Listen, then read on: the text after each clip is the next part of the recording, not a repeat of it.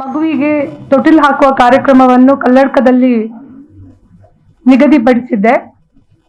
ಈಗ ಕಾರ್ಯಕ್ರಮದಲ್ಲಿ ಸ್ವಲ್ಪ ಚೇಂಜಸ್ ಇದೆ, ಅದಕ್ಕಾಗಿ ನಾನು ಪ್ರೆಸ್ ಮೀಟ್ ಅನ್ನು ಮಾಡ್ತಾ ಇದ್ದೇನೆ. ಇವತ್ತು ನಾನು ಒಬ್ಬಳೇ ಇದ್ದೇನೆ ಪ್ರೆಸ್ ಅಲ್ಲಿ. ಮೊನ್ನೆ ಸೋಮವಾರ ನಮಿತಾ ಅಂದ್ರೆ ಸಂತ್ರಸ್ತೆಯ ತಾಯಿಗೆ ಕಾಲ್ ಮಾಡಿದ್ದಾರೆ ಮಧು ಆಚಾರ್ಯ ಅವರು ಅವರ ಒಕ್ಕೂಟದ ಅಧ್ಯಕ್ಷರು ಅಥವಾ ಏನು ಪದಾಧಿಕಾರಿ ಆಗಿದ್ದಾರೆ ಉಡುಪಿ ಜಿಲ್ಲೆಯ ಆಚಾರ್ಯ ಸಮುದಾಯದ. ಅವರು ಸಂಧಾನಕ್ಕೆ ಬಂದಿದ್ದಾರೆ.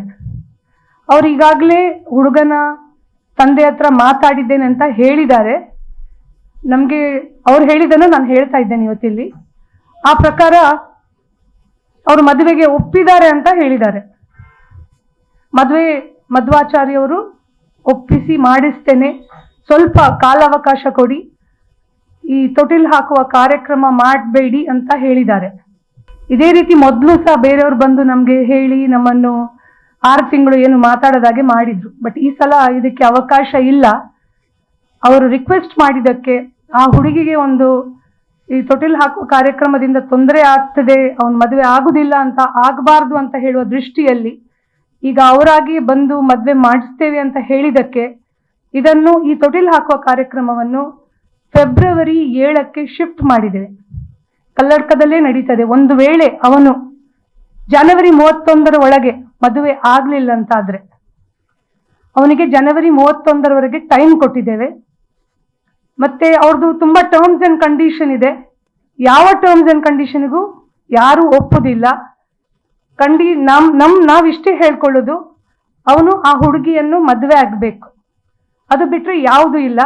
ಈಗಾಗಲೇ ಅವ್ರು ಹೇಳಿದ್ದಾರೆ, ಮಾತುಕತೆಗೆ ಬರುವಾಗ ನಾನಾಗ್ಲಿ ನಂಜುಂಡಿ ಆಗ್ಲಿ ಅಥವಾ ನಮಿತನ ಜೊತೆ ಬೇರೆ ಯಾರೂ ಬರಬಾರ್ದು, ನಮಿತಾ ಮತ್ತೆ ಅವರ ಮಗಳು ಮಾತ್ರ ಬರಬೇಕು ಅಂತ ಹೇಳಿದ್ದಾರೆ. ಇದಕ್ಕೂ ಅವರು ಒಪ್ಪುದಿಲ್ಲ. ಯಾಕೆಂದ್ರೆ ಈಗಾಗಲೇ ಅಲ್ಲಿ ಹೋದ್ಮೇಲೆ ಏನಾಗ್ತದೆ ಅಂತ ಹೇಳಲಿಕ್ಕೆ ಸಾಧ್ಯ ಇಲ್ಲ. ಇದಕ್ಕಿಂತ ಮೊದಲು ಹೇಳಿದ್ದಾರೆ ಮಗುವನ್ನು ಆಶ್ರಮಕ್ಕೆ ಕೊಡಿ ಅಂತ ಹೇಳಿದ್ದಾರೆ. ಈಗಾಗಲೇ ನಂಜುಂಡಿಯವರು ಅವರ ಮನೆಗೆಲ್ಲ CC ಕ್ಯಾಮೆರಾಗಳನ್ನು ಹಾಕಿದ್ದಾರೆ. ಅವರಿಗೆ ಜೀವ ಬೆದರಿಕೆಯೂ ಇತ್ತು. ಈ ನಿಟ್ಟಿನಲ್ಲಿ ಅವರು ಸಂಧಾನಕ್ಕೆ ಹೋಗುವಾಗ ಖಂಡಿತವಾಗಿ ನಾನಾಗ್ಲಿ ನಂಜುಂಡಿ ಸರ್ ಆಗ್ಲಿ ಹೋಗೋದಿಲ್ಲ.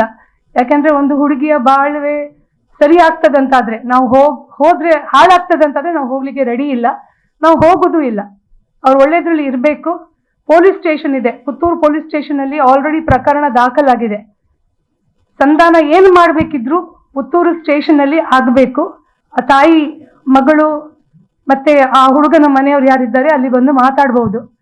ಪುತ್ತೂರು ಸ್ಟೇಷನ್ಗೆ ಹೋಗ್ಲಿಕ್ಕೆ ಅವ್ರಿಗೆ ಮನಸ್ಸಿಲ್ಲ ಅಂತಾದ್ರೆ ಮಂಗಳೂರು ಪೊಲೀಸ್ ಕಮಿಷನರ್ ಹತ್ರ ಹೋಗಿ ಡೇಟ್ ಫಿಕ್ಸ್ ಮಾಡಿಕೊಂಡು ಮದುವೆ ಆಗ್ಲಿ ಅಂತ ನಾನು ಈ ಮೂಲಕ ಹೇಳಲಿಕ್ಕೆ ಇಚ್ಛಿಸ್ತೇನೆ.